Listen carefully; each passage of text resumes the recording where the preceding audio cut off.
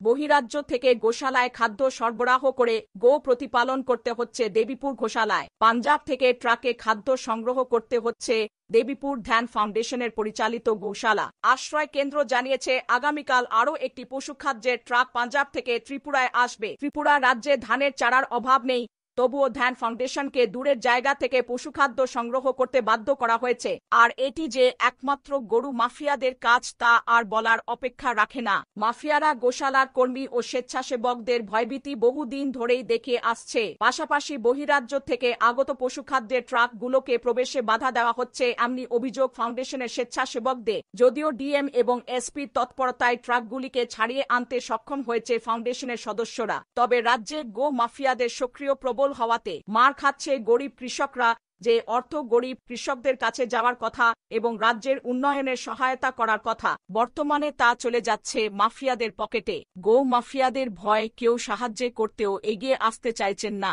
গো মাফিয়ারা বহিরাজ্য থেকে আসা পশুখাদ্যের ট্রাক থামিয়ে এবং স্বেচ্ছাসেবকদের সততা নিয়ে সন্দেহ জাগায়, যারা উদ্ধার করা প্রাণীদের সেবা করার জন্য সবকিছু ছেড়ে দিয়েছে। ধ্যান ফাউন্ডেশন অবশ্য এখনো আশা হারায়নি। ফাউন্ডেশন গোশালা চালাবে এবং নির্দোষ প্রাণীদের জীবন বাঁচাতে যা যা করার করবে। এর ফলে যাই হোক না কেন পিছু পা হবে না ফাউন্ডেশনের সদস্যরা। প্রশাসনের উপর পূর্ণ আস্থা রেখে তারা শুধু এই গুন্ডারাজ বন্ধ করবে না, এই প্রাণীদের জন্য খাদ্যের ব্যবস্থা করতেও সহায়তা করবে। শুধুমাত্র গত 6 মাসে সংস্থাটি ত্রিপুরা রাজ্যে 20 লক্ষের বেশি খরচ করেছে। এই সমস্ত তহবিল ত্রিপুরার কৃষকদের উপকৃত হতে পারত এবং রাজ্যের অর্থনীতির উন্নয়নে সাহায্য করতে পারত, কিন্তু সবই যাচ্ছে মাফিয়ার হাতে। রাজ্যের কৃষকদের স্বার্থে রাজ্য সরকারকে সাহায্যের হাত বাড়ানোর একান্ত প্রয়োজন বলে মনে করছেন সকলেই। গো মাফিয়াদের বিরুদ্ধে আইনগত ব্যবস্থা গ্রহণ করবে কি রাজ্য সরকার?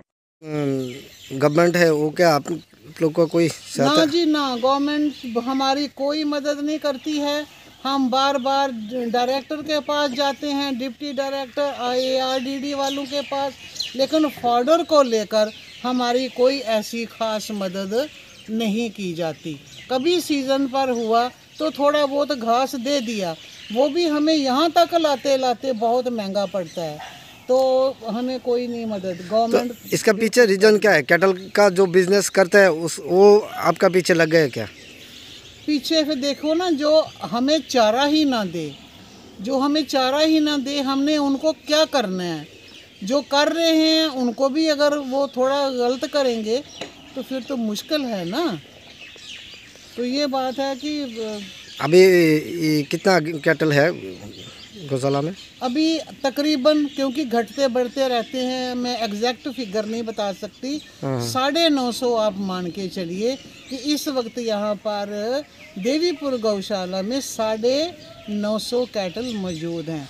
और ये अपने BSF वाले जो हैं ये रोज़ 4, 5, 10, 12 डेली जो है वो आ भी रहे हैं।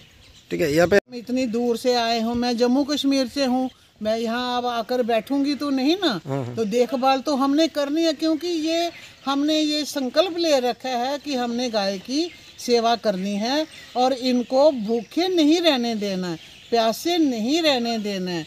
तो जाहिर है हम कर रहे हैं।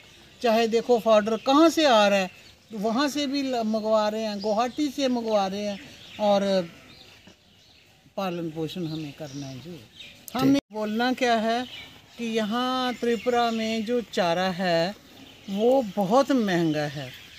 एक तो महंगा है, दूसरा हमें यहाँ मिल भी नहीं रहा। तो जो मिल रहा है वो इतना महंगा है, तो हमारे लिए तो मुश्किल हो जाता है ना इतना महंगा चारा खरीदना, क्योंकि यहाँ कोई गवर्नमेंट तो हमारी मदद करती नहीं। ये एक डोनेशन पर चलने वाली संस्था है, और यहाँ फिर कैटल भी ऐसे रखे जाते हैं जिनका कोई और DF के सिवाय कोई और सहारा नहीं है। BSF उनको पकड़ के लाती है और फिर वो हमारे यहाँ हम उनका पालन पोषण करते हैं, लेकिन बिना चारे के आप ही बताइए हम उनका पालन पोषण कैसे कर पाएंगे। और ये जो बिज़नेस कर रहे हैं, बिज़नेस का ये अपने खेर का, वो तो उनकी जो कीमतें हैं वो आसमान को छू रही हैं, लेकिन हमें तो इनको खिलाना ही खिलाना है। इसका नतीजा ये हुआ कि हमें जो साइलेज है वो हमें बाहर से मंगवाना पड़ रहा है। कोई भी फॉर्डर है वो हमें बाहर से मंगवाना मंगवानी पड़ रही है। ये कितनी शर्म की बात है। ये गौशाला त्रिपुरा की, ये सब कुछ कैटल प्रॉपर्टी ये सब त्रिपुरा की, लेकिन इनका पालन पोषण करने के नाम पर सब दूर भाग रहे हैं। और हमें तो अब नहीं भागना है, हमें तो यहाँ इनको खिलाना है, पालना है इनको, इसीलिए हमें बाहर से ये मंगवाना पड़ रहा है।